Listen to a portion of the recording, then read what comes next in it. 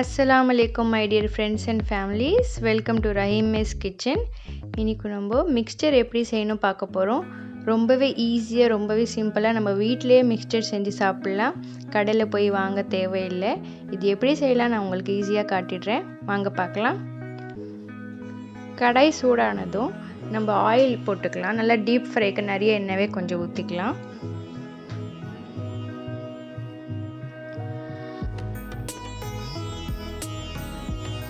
இப்போ இந்த எண்ணெய் சூடாகிட்டு இருக்கிற வரைக்கும் நம்ம இங்கே இது ரெடி பண்ணிக்கலாம்.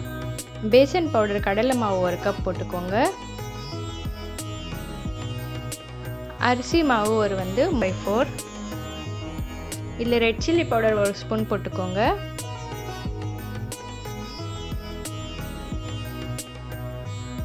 கொஞ்சோண்டு சால்ட் நான் ஒரு 1/2 ஸ்பூன் எடுத்திருக்கேன். கொஞ்சோண்டு பெருங்காயத்தூள் போட்டுக்கோங்க. இப்போ இது கொஞ்சமாக தண்ணி போட்டு நம்ம ஒரு பேஸ்ட்டாக ரெடி பண்ணிக்க போகிறோம். கொஞ்சமாக தண்ணி ஊற்றிட்டே வாங்க. நான் உங்களுக்கு கன்சிஸ்டன்சி இதில் காட்டுறேன். அந்த அளவுக்கு நீங்கள் இது ரெடி பண்ணிக்கோங்க மாவு. இப்போ காராபூந்தி மாவு பேஸ்ட் ரெடி ஆயிடுச்சு. இதுதான் பர்ஃபெக்ட் கன்சிஸ்டன்சி. இப்போ அங்கே என்ன சூடாயிட்டு இருக்கு இல்லையா, அதில் நம்ம இது போட்டு பொரிச்சு எடுத்துட போகிறோம். இந்த மாதிரி நான் 2 எடுத்திருக்கேன் கரண்டி. ஒன்று இந்த மாதிரி ஓட்டை போட்டது, ஒன்று இந்த மாதிரி கரண்டி எடுத்திருக்கேன். இப்போ நம்ம ரெடி பண்ணியிருக்கிற பூந்தி பேஸ்ட் இந்த மாதிரி நாங்கள் கரண்டியில் போட்டு இதே மாதிரி நம்ம ஃபாலோ பண்ணால் அழகாக கீழே பூந்தி ரெடி ஆகிட்டே வருது.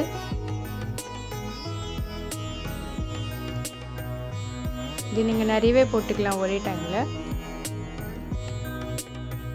இது கொஞ்சம் நல்லா டீப் ஃப்ரை ஆகி மொறுன்னு வரும். அந்த டைம் நீங்கள் இதை எடுத்து ட்ரான்ஸ்ஃபர் பண்ணிக்கலாம் வேறு ஒரு பவுலில். பாருங்கள் எவ்வளோ அழகாக தனியாக வந்திருக்கு, சூப்பராக வந்திருக்கு. இப்போ நான் இது ஒரு பவுலில் ட்ரான்ஸ்ஃபர் பண்ணிக்க போகிறேன்.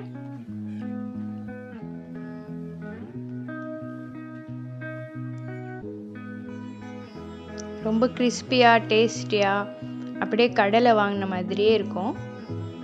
அழகாக நம்ம வீட்டில் ஹெல்த்தியாகவே செஞ்சு சாப்பிட்டுக்கலாம். ஃப்ரெஷ்ஷான எண்ணெயில் நம்ம வீட்டிலே செஞ்சுக்கலாம். இப்போது இந்த காராபூந்தி ரெடி ஆயிடுச்சு. இப்போ இதை நம்ம ஒரு ஓரமாக வச்சிடலாம். நெக்ஸ்ட்டு வேறு ஒரு பவுலில் பேசன் கடலை மாவு 1 கப், அப்புறம் அரிசி மாவு,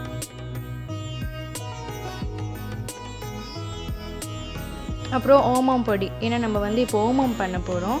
ஓம பொடி உங்கள்கிட்ட இருந்தால் போடுங்க, இல்லைன்னா கூட ஆப்ஷனல் தான். கொஞ்சோண்டு சால்ட் போட்டுக்கிறேன்.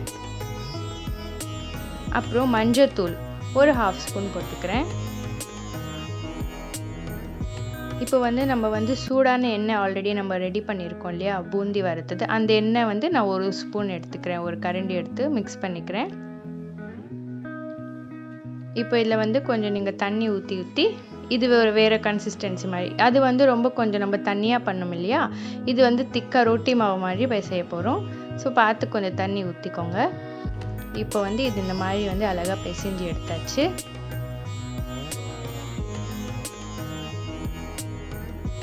இப்போ நான் இந்த முறுக்கு சுடுற இதில் யூஸ் பண்ணியிருக்கேன். உங்கள்கிட்ட இது இல்லைன்னா கூட நீங்கள் பிளாஸ்டிக் கவர்லேயும் ஓட்டை போட்டு பண்ணிக்கலாம்.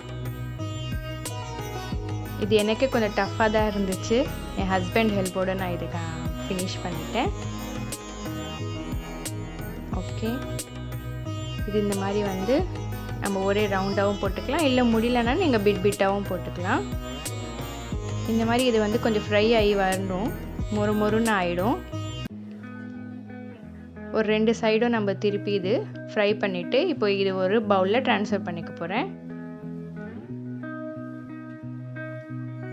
இது கொஞ்சம் சூடு ஆடினதும் நான் இது ஒடிச்சிட போகிறேன். ஒடிச்சா இது அழகாக மிக்சர் மாதிரி ஆகிடுப்போகுது. இப்போ இது ஒரு சைடு வச்சிடலாம். நெக்ஸ்ட் நம்ம அதே முறுக்கு இதில் ஒரு டிசைன் மாற்றி நான் ட்ரை பண்ண பார்க்குறேன். ரிப்பன் முறுக்கு மாதிரி இது வந்திருக்கு. ரொம்பவே சூப்பராக வந்திருக்கு. சரி, இதுவும் நான் கொஞ்சம் ஃப்ரை பண்ணி இதுவும் அப்புறமா ஆறுனதுக்கப்புறம் உடச்சி வச்சுக்க போகிறேன். இப்போ இது கொஞ்சம் ப்ரௌன் ஆயிடுச்சு, நல்லா மொறுன்னு ஆயிடுச்சு. இதுவும் நான் வந்து ட்ரான்ஸ்ஃபர் பண்ணி வச்சுக்கிறேன். இது ஆறுனதுக்கப்புறம் நம்ம உடச்சிக்கலாம். அது வரைக்கும் இது அப்படியே இருக்கட்டும். இப்போ நெக்ஸ்ட்டு வந்து நான் கொஞ்சம் வேர்க்கடலை எடுத்திருக்கேன். அது வந்து அதே எண்ணெயில் நான் வந்து வறுத்து எடுத்துக்க போகிறேன்.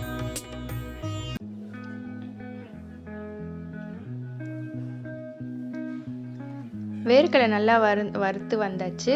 இதுவும் நான் வந்து ஒரு பவுலில் அழகாக ட்ரான்ஸ்ஃபர் பண்ணிக்கிட்டேன். நான் வந்து கொஞ்சம் கொஞ்சமாக எல்லாமே எடுத்திருக்கேன். இப்போ அது ஓரமாக வச்சிடலாம். வேறு வந்து அவுல் போகா அறுத்து 1 கப் சும்மா நான் இந்த மாதிரி வறுத்து எடுத்துக்கிறேன். இதுக்கு ரொம்ப நேரம் நீங்கள் வந்து வறுக்க தேவையில்லை. இது டக்குன்னு ஃப்ரை ஆகிடும். சீக்கிரமாக நீங்கள் ட்ரான்ஸ்ஃபர் பண்ணிக்கோங்க. இதுவும் இந்த மாதிரி நல்லா வறுத்து தனியாக எடுத்து வச்சாச்சு.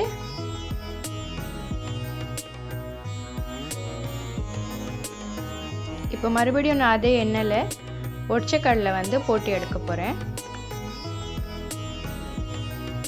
அதுவும் கொஞ்சம் போட்டு இந்த மாதிரி நல்லா ப்ரௌன் ஆகிற வரைக்கும் ஃப்ரை பண்ணிவிட்டு இதுவும் அழகாக ஒரு பவுலில் ட்ரான்ஸ்ஃபர் பண்ணிக்க போகிறேன்.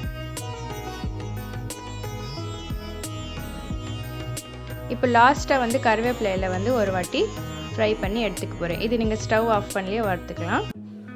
பாருங்கள் எல்லாமே எவ்வளோ அழகாக வந்திருக்குன்னு. ரொம்ப கிறிஸ்பியாக, ரொம்ப ஹெல்த்தியாக வீட்டிலேயே நம்ம மிக்சர் செஞ்சிடலாம். இது வந்து இப்போ ஆறிடுச்சு. நான் இந்த மாதிரி இது வந்து குட்டி குட்டி பீஸாக உடச்சி வச்சுக்கிறேன். அவ்வளோதான், சூப்பரான மிக்சர் ரெடி ஆயிடுச்சு. இப்போ நம்ம வந்து மிக்ஸ் பண்ணிடலாமா? இப்போ நான் ஒரு ஃப்ரெஷ் பவுலில் ஃபஸ்ட்டு நம்ம ஃப்ரை பண்ணியிருக்கிற காராபூந்தி ஆட் பண்ணிக்கிறேன். அதுக்கப்புறம் நம்ம ஃப்ரை பண்ணி வச்சுருக்கிற அவுல் ஆட் பண்ணிக்கிறேன், போகாவை. அதுக்கப்புறம் வறுத்து வச்சுருக்கிற வேர்க்கடலை, ஓமப்பொடி, ரிப்பன் முறுக்கு, கருவேப்பிலை, இது ஒவ்வொன்றா வந்து அழகாக ஆட் பண்ணிகிட்டே வரலாம்.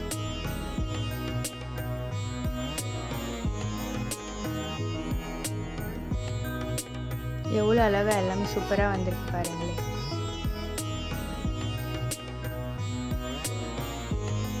வீட்டில் அழகாக இந்த மாதிரி ரெடி பண்ணிவிட்டு நம்ம வீட்டிலே உட்காந்து எல்லாருக்கூடையும் சாப்பிட்லாம்.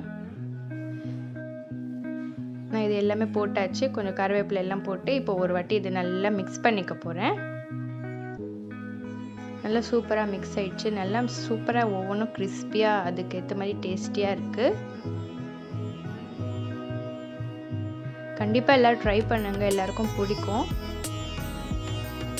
இப்போ இதில் வந்து நான் கொஞ்சம் காரத்துக்காக ரெட் சில்லி பவுடர், மிளகாய் பொடி போட்டுக்கிறேன். அப்புறம் கொஞ்சோண்டு உப்பு போட்டுக்கிறேன். அப்புறம் கொஞ்சோண்டு பெருங்காயத்தில் ஒரு 2 பிஞ்ச் போட்டுக்கிறேன்.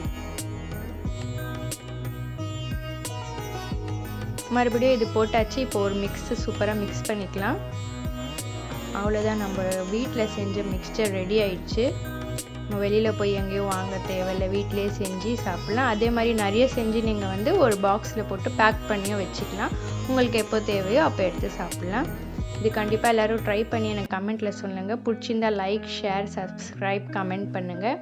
அதே மாதிரியே ஃபேஸ்புக், இன்ஸ்டாலேயும் என்னை ஃபாலோ பண்ணுங்கள். ரொம்ப ஈஸியான ஹெல்தியான ஸ்நாக்ஸ் வீட்டிலே நம்ம செஞ்சிடலாம். அன்பை வெளிப்படுத்த சமையல் தான் சிறந்த வழி. Keep supporting Rahimay'skitchen. Thank you.